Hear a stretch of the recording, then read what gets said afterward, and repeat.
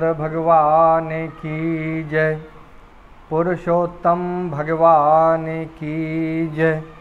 वृंदावन बिहारी लाल की जय। गुरुदेव भगवान की जय। सभी न्यूज रंग के श्रोतागणों से निवेदन है कि आप कथा को प्रतिदिन सुबह सुनते चले जाइए।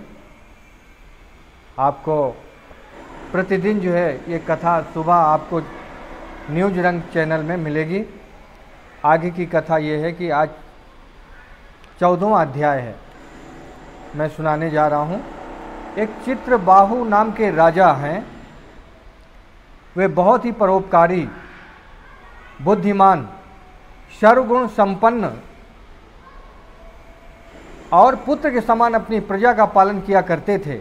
वह भगवान के भक्त, पुराणों की कथाओं को सुनने वाले भगवान कृष्ण के परम भक्त थे।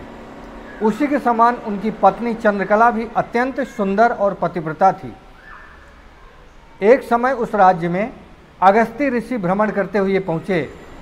ऋषि को राजमहल में आता देखकर राजा नंगे पैर शीघ्रता से ऋषि के पास पहुंचकर उनको प्रणाम किया। आदरपूर्वक राजमहल में रहकर उच्च आसन देकर पाददर्घ आदि के द्वारा उनका पूजन करके हाथ जोड़कर प्रार्थना करते हुए कहा कि हे ऋषिवर, आज आपने मेरे ऊपर बड़ी कृपा की, जो स्वयं पधार कर मुझे दर्शन देकर कृतकृत्य कर दिया।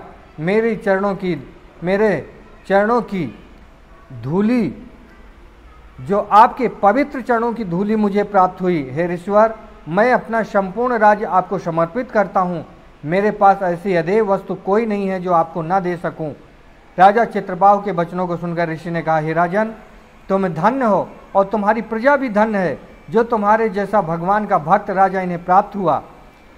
जिस राज्य का राजा विष्णु भक्त ना हो वह राजा निरर्थक है।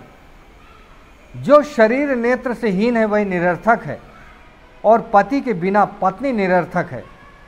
विद्या के बिना ब्राह्मण निरर्थक है। दांतों के बिना हाथी निरर्थक है। पंख के बिना पक्षी निरर्थक है। नख और दांत के बिना सिंह निरर्थक है। दंभ के बिना, दर्भ के बिना कुशा संध्या बंदन निरर्थक है। तिल के बिना तर्पण निरर्थक है। स्नान के बिना व्रत निरर्थक है। इस प्रकार हे राजन, तुम विष्णु के सेवक, विष्णु भक्त हो, तुम्हारा जन्म सफल हो जाएगा। हे राजन, तुम्हारा मेरे प्रति समर्पित राज्य में तुम्ही को देता हूँ। मेरी आज्ञा से तुम अपने राज्य को संभालो। मैंने इस राज्य तुम्हें दे दिया, उसको संभालो। इस प्रकार तू पूर्व जन्म में चमत्कारकपुर नाम के नगर का वासी था। इस प्रकार जो है ऋषि ने उनकी पुराने जन्म की कहानी बताते हैं कि तू पूर्व जन्म में चमत्कार नाम के नगर का वासी था। तेरा नाम मणिग्रीव था। जाति से शूद्र था, कर्म से अत्यंत दुराचारी था। हमेशा अनेक जीवों की हत्या करने वाला, अनेक स्त्रियों का सतीत्व नष्ट करने वाला, किसी से द्रव्य आदि लेकर वापस ना करने वाला, शिष्टाचार न रखना आदि सभी ये अवगुण थे। और यही तुम्हारी पत्नी चंद्रकला पूर्व जन्म में पत्नी थी। मणिग्रीव में जैसा अवगुण थे उसके विपरीत पत्नी में सभी सद्गुण थे। वह मन क्रम वचन से रात दिन अपने पति की सेवा करती रहती थी। धैर्य धारण करके संकट के समय भी अपने धर्म का पालन करती थी। इस प्रकार अगस्त्य ऋषि उग्रदेव नाम के एक तपस्वी उसी जंगल से प्रयाग की ओर जा रहे थे, परंतु रास्ता भटक जाने के कारण बार बार घूमते रहे। काफ़ी थक चुके थे और जंगल में उसी राजा रानी के पास पहुंच गए थे।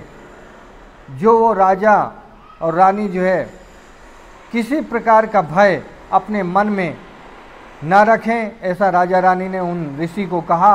आपकी रक्षा का भार मेरे ऊपर है, ऐसा ऋषि को भरोसा दिलाया। ऋषि अगस्त्य ने कहा कि मैं जाति से ब्राह्मण हूँ, प्रयागराज की यात्रा को जा रहा था तथा जंगल में रास्ता भूल जाने से भटक गया हूँ। रास्ता पूछने के लिए कोई दिखता नहीं था। आखिर सही मार्ग से खोज में मध्याह्न तक घूमता हुआ थक चुका हूँ। आप लोगों ने जो मेरी सेवा की, बहुत बहुत धन्यवाद।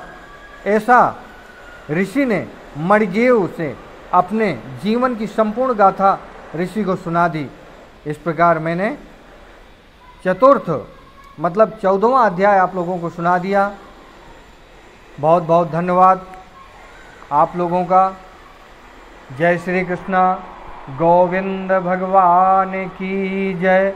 वृंदावन बिहारी लाल की जय।